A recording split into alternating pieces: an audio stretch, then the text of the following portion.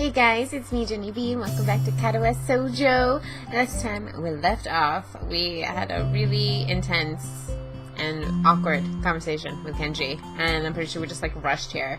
And I was thinking, he was saying he's gonna trade for the money back. I don't think I'm getting my money back, you guys. I don't think that's happening. I'm the first one in class today. Although I think I'm a little too early. Then again, sitting alone here for 20 minutes sure beats having to suffer at that time with Kenji. The combination of fatigue, frustration, and boredom starts making me feel very tired. I black out for a second, waking up when my head hits the surface of my desk. Rubbing my forehead, I realize this is a good reason as to any to stay up for now and stop coming to class so early later. Eventually, I hear a tapping noise inside the hallway and Lily's tall figure appears in the doorway. She's not in this class, so she must have other business. Maybe she's looking for Hanako. Lily stops at the door, looking hesitant as if she was a vampire who can't come in unless invited. I consider doing so because she looks rather lonesome standing there. I watched a video recently on living a blind person's life, and there was a thing she said that kind of stuck with me. It was when you're blind and you're in a room, you don't know if someone's smiling at you, you don't know if someone's waving at you, you don't know if there's anybody that you know. Like, there could be all these people that you know in a room and you could still feel so alone, which is just insane. So I could see how she looks a little lonesome, you know, because I feel like that's just the reality for blind people. As she steps in on her own accord, though, after straightening her skirt and shirt collar as if it was the importance of to look prim when entering our classroom. Excuse me. She calls me the quiet classroom with probing, delicate voice. I realize the silence might unnerve her because of her blindness, so I break it. Good morning, Lily. Hisao? Good morning. I didn't hear you come in. I wonder if she thinks it's suspicious I didn't say anything to her before. It's likely. If I were to tell too big a lie now, it would sink me. Well, I was here already, just asleep until now. Oh. Have you seen Hanako today, by any chance? No, she seems to come in only before the bell rings, or after that. Do you want me to tell her something for you? No, it's fine. It's strange, but I think we're the only two people in school right now. I didn't hear anyone else on my way here. I shouldn't have gotten up so early today, I guess. You're chastising yourself for doing something that other people should? Punctuality is a good thing. I think so, anyway. It's a very busy morning today. The festival's coming up soon, and today is the deadline for event registration, budget reports, and any other official paperwork. It could be that everyone is trying to complete the necessary forms at the last minute. Maybe that's why it's so quiet today. Hi! Hi! Misha pops into the room with Shizu as if on cue, shouting with loudness that makes Lily visibly flinch. Hi, Yu-chan! Hi. Look, it's the class representative. Hello! Lily smiles, probably amused by Misha's or Shizu's use of the word look. Good morning. Of course, you're not the representative of this class, right? Right? I'm not. Lily seems a little more guarded in her answers to Shizu than she was with me the other day. I guess they really don't get along. Then I realized that Lily might actually not know Shizune is present, and she's just trying to detect whether she is or not. That would be so weird if you don't even know if there's a particular person. Oh my gosh. Well, Shizune knows Lily's here, so at least she knows. Whether or not she is, to know who she's talking to. For all she knows, she's talking to Misha, but knowing that she and Shizune are practically inseparable, she might expect that Shizune being the one that actually talks. Damn, how complicated. I decided to help Lily out for my own peace of mind more than anything else. You're here early, Shizune. You were here even earlier than us. Misha puffs out her cheeks angrily. Why did she get angry? Does she feel emotions on Shizune's behalf too? It's not that weird, though, that Shizun didn't like my little comment. It's true, I was here earlier than them, so me saying something like that could definitely be misinterpreted as anything. Especially to Shizun, who doesn't have the benefit of hearing tone to gauge intent. True. True! She doesn't even know what a tone of voices. She doesn't even know a sarcastic tone of voices. It's crazy. Before I can start weighing whether or not I should apologize, Shizun has already moved on. Class rep, it's a good thing you're here. We have to talk. The festival is coming up in 3 days, right? Every other class member has already handed in their projected budget reports for their events. Even the fourth-years. Except you. There's still time to hand it in, isn't there? Today! The deadline is today. You're certainly taking your time, aren't you? If I had it my way, I'd have all the necessary paperwork days ago. But someone had to say the deadline. Please extend it. Yes, that was me. Planning something on this scale is not a small task, and a week is too small of a time frame to expect a whole class to work out such a complex issue completely. Do you want to know what's harder than distributing the funds for one's class event? Handling the same matter for every class in the school and then some. Then one who does it is me. Misha puts her hands on her hips and stands straight up. Wow, she's really getting into the role. Lily doesn't look like she's amused, though. Hey, Shizun, aren't you being a little too hard on her? There's still a whole day left. Please, Hisao. It's all right.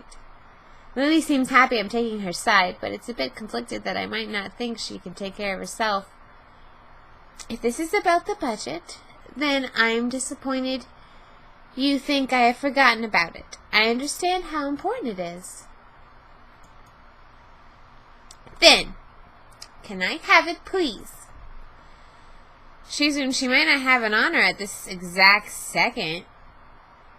It's not here right now. I asked 2 students to take care of it for me. Students from my class. She emphasizes the last sentence, much to my surprise. She knows about Shizun and Nisha's efforts to rope me into the student council. I guess word must have gotten around, so she's using ammo against Shizun. This just gets better and better. It was your responsibility. A budget report isn't something you should just be delegating away. As class rep, it's your job to be on top of things. This kind of disregard for proper procedure is just really terrible. My God, she's so, like, nitpicky. I know it's Shizun, but, like, my gosh. They completed it, being capable of doing so, but the students have been sick recently, so they could not come back and give it to me. If you want, I will apologize on their behalf for getting sick. Okay. Although Misha misses Lily's little jab entirely, Shizun doesn't, and seems torn between being offended by Lily's daring and jumping for joy at the prospect of a challenge. Lily, don't they live here at school? That's like a 5-minute walk, you know. What could they possibly have that prevents them from taking 5 minutes out of their busy lives to drop off something that will affect the enjoyment of the entire class? Lily opens her mouth to say something, but Shizun closes the gap between them and starts signing furiously, waving her hands around like an orchestra conductor. Misha tries her best to convey the same passion, but can't seem to lose her normal cheerful tone. The result is interesting and somewhat surreal. And what's with that attitude? I said it's not something you should be delegating away. Are you the class representative or are you not? Tell me the names of those 2 students. They should have your job if you can't handle something this simple yourself. One form isn't the full extent of what I'm supposed to take care of. Lily's tone is growing slightly impatient, but she's doing a good job of not letting Shizun how unsettled she's becoming. She's playing her cards close to her chest. Shizun, on the other hand, wraps her fingers cheerfully along the edges of her glasses, knowing Lily can neither hear nor see how excited she is. Of course! You do so much, class rep. It must be so difficult being you. Lily tightens her lips at Misha's words, clearly understanding the intent behind them, though Misha delivers them without a hint of sarcasm, which is they were meant to have. Shizun and Lily don't like each other, that much is clear, but this seems a little much. It seems like Lee has had enough and is ready to push back.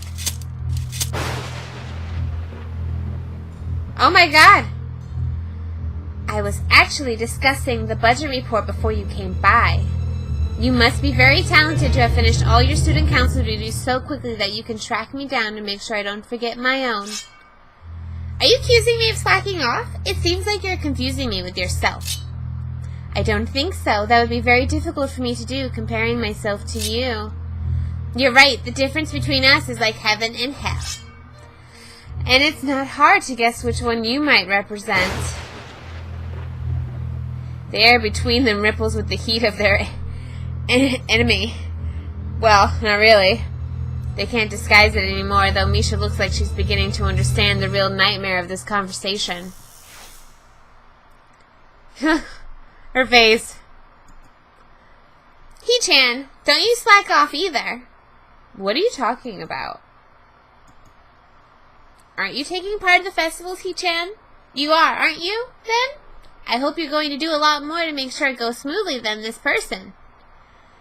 I don't understand why Shizun is suddenly getting mad at me. Yeah, cut me and Lily some slack. Hey, I'm the new guy, remember? It's not like I could have done much, even if I wanted to. That's right. You shouldn't expect a transfer student to jump right into this on his first week. Lily taking my side feels oddly comforting, so I decided to back her up too. Yeah, you're being unreasonable with both of us. Excuses, excuses. Miss Class Representative has had plenty of time to deal with her report and repeatedly offered you a position to help the student council work, but you refuse to commit yourself to making the festival a success. Yeah, but as I said back then, I'm not sure if... I don't have time for this right now. No matter what I do, it'll be me being drawn into a confrontation with Shizun, and that is what she wants. Whatever. Forget it. I turned my back at them. Lily, class is going to be starting soon. Can we talk more later? I'll tell Hanako you were looking for her. I can feel Shizun freezing. Maybe this is the first time she's ever been ignored in such a blunt manner. Thank you, Hisao. I'll leave now, then. She gives me the sweetest smile I've seen all week, and then turns on her heels to make her exit. As soon as Lily walks out the door, I suddenly start feeling reluctant about turning to face Shizun. I can feel her eyes burning into my back, and I can't bring myself to look at her. She must be furious. I keep expecting Misha to say something to alleviate the tension, but it really is wanting too much. In the end, I go back to my seat and listen to the sound of Shizun's footsteps as she marches out of the room. She doesn't return until a few minutes before class. Hanako doesn't come to the morning class at all. Wow, that's loud after a while of not hearing anything. Leaving her seat looking empty and lonely in the back of the classroom. I have to tell her that Lily was looking for her if I see her later. After the events of this morning, class is pretty boring in comparison. I turn to the pages of my textbook lazily. I have a bit of catching up to do despite trying to keep up with my studies at the hospital, but I'm not feeling that enthusiastic about it. The clock at the front of the room seems unbearably loud. The teacher hasn't said anything in over 7 minutes, instead opting to cover the board in rows and rows of equations taken directly from the book. The rhythmic clashing of the chalk on the blackboard seems to synchronize perfectly with the ticking of the clock. I start to copy down the equations just to pass time, even though they're right there in the textbook. When the bell rings, I'm not in a hurry because I have nothing to do, so I stay for a while. Reviewing will be covered in class today. I prefer to leave last anyway, so I don't have to deal with the crowding in the hallways. I notice Shizun and Misha has also stayed behind, talking to someone from another class.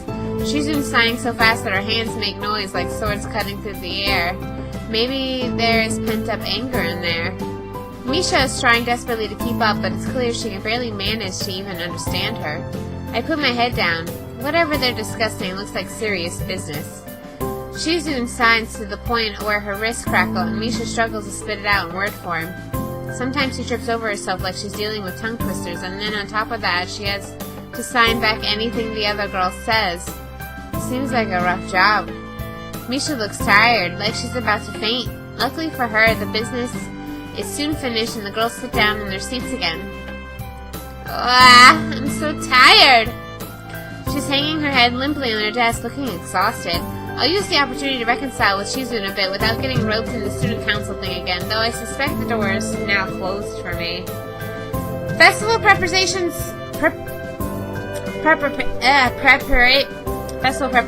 must be tough for you. Indeed, the people in this school seem to be taking the festival very seriously. Whenever I see people idling before and after classes, they're always talking about their plans for it. It's kind of neat to see everyone so enthusiastic about it. I'm probably the only one who doesn't have something to do. She soon scoffs at me at first and was trying to decide whether to ignore me or sneer at me, but in the end she starts signing without doing either. Misha perks up, looking at her hands with slightly unfocused eyes. She sighs with harsh, heavy, dramatic strokes. Misha translates her signing into speech for me. She does this so well, it's almost like Shizune is actually speaking, transmitting her thoughts directly to Misha. She must have practiced it vigorously. Well, of course, we're in the student council. You know, we are pretty busy. It's an important duty of ours to ensure the success of the festival with all of our strength.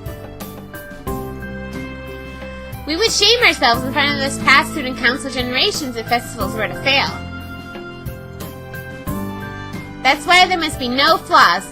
No, I think that was encumbrances? No, nothing that might make the festival short of perfect. Shizune's passionate speech and Misa's enacting are really oddly fitting of them. Oh, hello! Oh, it's Hanako. Okay, so I think on that note, we're going to end that here. And we will pick it up with Takana Hanako. She just came in all of a sudden. That was just awkward and kind of cringy. Just this whole kind of episode for me. Reading all that, I just thought Shizune was just kind of just a bit much. She was, I don't know. Maybe I just don't take things serious enough, but she was a little too crazy, I think. Thank you guys so much for checking this episode out of Katawa. I hope you really enjoyed it, and I'll catch you guys later.